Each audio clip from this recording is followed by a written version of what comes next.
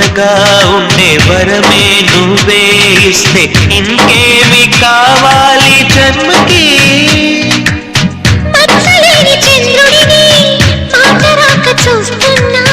వరస కాని బంధుని చొరవ చేసి అంటున్నా ఇంకెప్పుడు ఒంటరినని అనరాదని.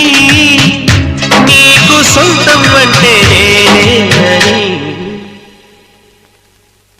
కొమ్మ కొమ్మ విన్నావమ్మ కోయిల వస్తుంది, వస్తూ వస్తూ తనతో వెన్నెల వెలుగులు తెస్తుంది. ఏవమ్మ మరుమల్లి తోరణాలు కడతావా, చిలకమ్మ ఎదురేగి స్వాగతాలు